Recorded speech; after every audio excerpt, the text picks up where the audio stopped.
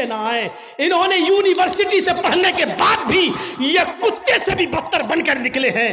وہ یونیورسٹی ان کو انسان نہیں بنا سکی, وہ کالج ان کو انسان نہیں بنا سکے, وہ اسکول ان کو انسان نہیں بنا سکے. M D P H D کرنے کے بعد بھی آج کتوں سے بری طرح پیشاب کرتے ہوئے نظر آئے. پانی کا پیالہ اٹھا کر اپنی شرمگاہ پہ ڈال لیا اور خالی پیالہ لے کر اپنی ماں کے پاس آ گیا. ماں کی آنکھوں میں آنسو آ گئے, آسمان پر نظر ڈال کر کہتی ہے فزتو برب الکعبہ, کعبے کے رب کی قسم میں کامیاب ہو گئی, اللہ کی قسم میں کامیاب ہو گئی. اپنے بچے کو جو سکھانا چاہتی تھی میرے بچے نے.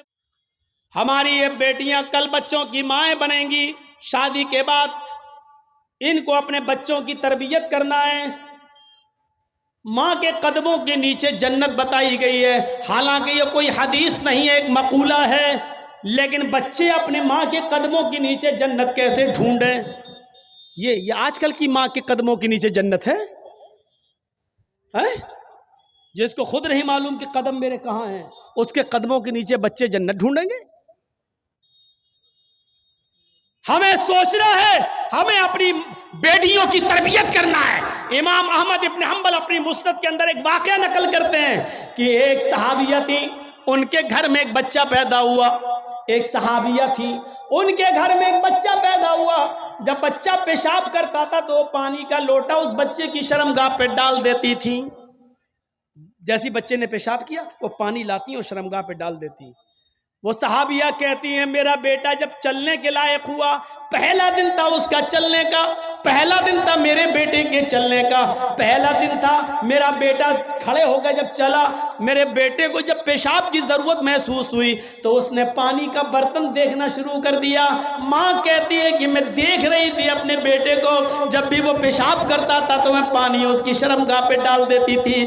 آج دیکھتی ہوں میرا بیٹا چل رہا ہے, دیکھتی ہوں یہ کیا کرتا ہے. جب بیٹا پہلا دن چلنے کے لائق ہوا, پہلا دن تھا, تو بیٹے نے پانی کا پیالہ اٹھایا اور دونوں ہاتھ سے پکڑ کر دھیرے دھیرے چلا اور ایک کونے میں جا کر بیٹھ گیا, پیشاب کیا اور پیشاب کرنے کے بعد وہ پانی کا پیالہ اپنی شرمگاہ پہ ڈالنے لگا. اس کو استنجا کرنا نہیں آتا تھا, اس کو دھونے کا تمیز بھی نہیں معلوم تھا, اس کو پتہ ہی نہیں, لیکن وہ ویسا ہی کر رہا ہے جیسی اس کی ماں نے اس کو بتایا, جیسے اس کی ماں اس کے ساتھ کر دیتی تھی. وہ پانی کا پیالہ اٹھا کر اپنی شرمگاہ پہ ڈال لیا اور خالی پیالہ لے کر اپنی ماں کے پاس آ گیا.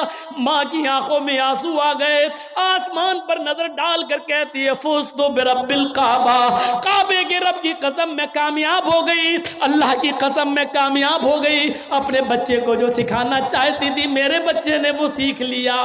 میں اپنے بچے کو جو تربیت دینا چاہتی تھی میرے بچے نے وہ تربیت حاصل کر لی. مجھے امید ہے کہ میرا بچہ کبھی ناپاک نہیں رہے گا, میرا بچہ جب بھی پیشاب کرے گا تو پانی ضرور لے جائے گا اور استنجا کرے گا. اس زمانے کی مائیں اپنے بچوں کو بچپن سے یہ عادتیں ڈلواتی تھی, اور آج کل کی ماں دیکھ لو اپنے بچے کا انڈر ویئر نیکر اتار کر کہتی بیٹا یہاں کھڑے ہو کے پیشاب کر لے. یہ مائیں اپنے بچوں کو کیا تربیت دیں گی, جبکہ نیپولین نے کہا تھا کہ مدرس lab is first college for children. ماں کی گود یہ بچے کا پہلا مدرسہ ہوتی ہے, پہلی یونیورسٹی ماں کی گود ہے. جو بچہ اپنی ماں کی گود سے تربیت حاصل کر کے نہیں نکلا وہ کسی یونیورسٹی سے تربیت حاصل نہیں کر سکتا ہے. آج بھی دیکھ لو کشن گنج میں بھی یونیورسٹیاں ہوں گی, کشن گنج میں بھی کالج ہوں گے, اس کالج سے B A, M A, P H D, M B B S اور ایم ڈی کی ڈگری لے کر نکلنے والے بچوں کی تعداد بھی بہت ہوگی. لیکن انہی بچوں کو دیکھیے کھڑے ہو کر سڑک کے کنارے پینٹ کی چین کھول کر دھار مار رہے ہوں گے, پیشاب کر رہے ہوں گے. یہ ان یونیورسٹیوں کے فارغین اسٹوڈنٹ ہیں جو فارغ ہو کر نکلے, جن کو ایم ڈی کرنے کے بعد ایم بی بی ایس کرنے کے بعد بھی پیشاب کرنے کی عقل نہیں آئی ہے. ان سے تو بہتر وہ کتا ہے جو کم سے کم پیشاب کرتا ہے تو ایک ٹانگ تو اٹھا لیتا ہے تاکہ اس کے اوپر چھینٹے نہ آئیں.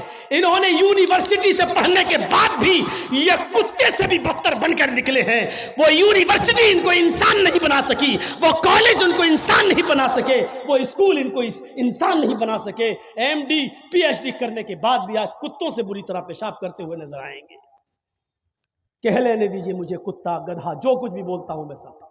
آج مجھے اجازت دیجئے میرے بھائیوں, کہو کہ جانوروں کی اجازت مت بولو, ہم لوگ انسان ہیں. قرآن نے بھی جانوروں کی مثالیں دی ہیں.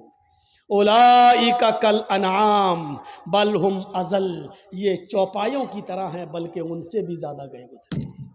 قرآن نے کہا ہے یہ چوپایوں کی طرح ہے بلکہ ان سے بھی زیادہ گئے گزرے، ان سے بھی زیادہ گئے گزرے۔ جب قرآن نے مثال دی ہے تو ہم کیوں نہیں مثال دے سکتے ہیں؟ اپنے بارے میں سوچو سوچو۔ عبد القادر جیلانی بغدادی رحمت اللہ علیہ کی تاریخ کون نہیں جانتا؟ جن کو آج لوگ بڑے پیر صاحب کے نام سے بھی جانتے ہیں، جن کے نام پر 11ویں کی بریانی کی دیگ بھی بناتے ہیں، وہ عبد القادر جیلانی جب 12 سال کے تھے ان کی ماں نے ان کو ایک قافلے کے ساتھ بھیجا تھا، کہا بیٹے حالات کتنے بھی سخت ہوں لیکن جھوٹ کبھی مت بولنا۔ اور جب چوروں نے اور ڈاکوؤں نے جب اس قافلے کو لوٹا تو اس بچے سے پوچھا عبد القادر سے، تیرے پاس بھی کچھ ہے؟ اس نے کہا ہاں ہے۔ کہا کیا ہے؟ 40 اشرفی۔ کہاں ہیں؟ میرے کرتے کے استر میں۔ استر کو پھاڑ کے دیکھا تو 40 اشرفی ملی۔ پوچھا بیٹا یہ تو ایسی جگہ چھپی ہوئی تھی کسی کو پتا نہیں، تو نے کیوں بتا دیا؟ لڑکے نے جواب دیا میری ماں نے مجھے چلتے وقت نصیحت کی تھی کہ بیٹا حالات کتنے بھی خراب ہو لیکن کبھی جھوٹ مت بولنا۔ میں نے اپنی ماں کی بات مانی ہے۔